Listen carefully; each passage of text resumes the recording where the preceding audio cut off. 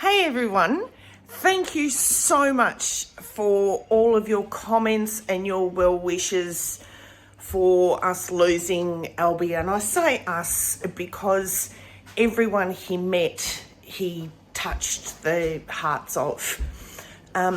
Today, I wanted to show you how sexy a floor can get. I am just so pleased with how this has come out. So let's have a look. These are the 1980s hideous tiles and they've just got to go. No amount of dogs or penguins or alligators is going to make this floor any better. The whole idea was that we were going to get rid of the tiles and put down a floating timber floor. But when I discovered that there was a timber pine floorboards underneath, I decided I was going to lift them and refurbish the floor because, you know, that's what you do. So the only way you could get them up was with a shovel, and there was about 500 of these tiles that I lifted. The majority of the skip is filled with these tiles. Yes, there's other things in the skip, but the majority of this skip is filled with the floor tiles. So then there was the business of trying to get this cement glue off the floor. And I tried all sorts of solvents. It just made a mess and didn't really clean the floor. And then I just tried hot water. And this is what hot water did. So I worked out that it wasn't the water that was getting it off, it was the heat. So I did a test patch and I was just absolutely floored by how well this test patch came out. And then I had a look at how much else I had to do. And I just did little bit by little bit, some after work, some on the weekends, and it probably took me about a month. But it really started to just sort of cement at how good it was going to look when I did the kitchen.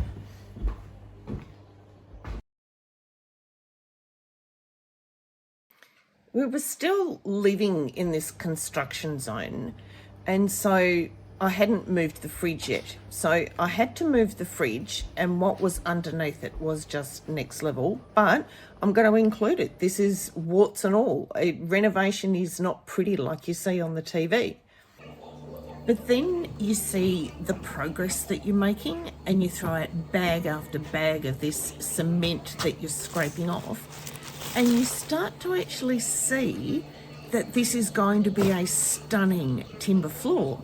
And it doesn't matter how many hours work you put into it, it's just going to be worth it. And the more I did, the more worth it was becoming. Just check this out. And then it was time to cover everything up because the fellow with the sander was coming. And I had to cover everything, anything that any dust was going to get into, any nook, any cranny.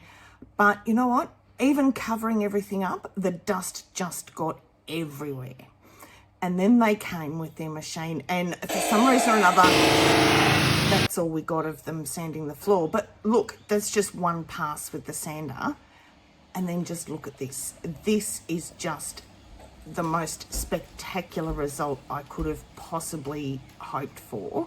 They got absolutely every tiny little speck of dirt, of old timber, even that area that was all just look at the difference in contrast underneath the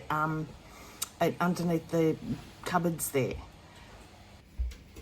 And I'd banned everyone from wearing anything other than socks into the house, because until we put the coating on the floor, so I used a hard wax oil, Bono I think is the name of it, and this is one coat and it just come up beautifully. This is after the second coat went on, and this is the finished product. It is just stunning. I can't rave about it more than what I'm already raving about it. I am just so pleased. I still had to put the boards down on the bottom of the kitchen. That's all done now. But how amazing is that? I even vacuumed the carpet because the floorboards looked so good. So that's my sexy wooden floors. Absolutely love them. They are not cold on the feet in winter. We still look a bit like a construction zone, and that's because it is.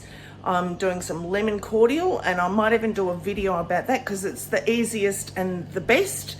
The laundry's being done. The front part of the house has been done. Where's Peabody? There he is. Peabody thinks it's fantastic. So hit subscribe, share the love, and I'll see you in the next video. Thanks so much for watching.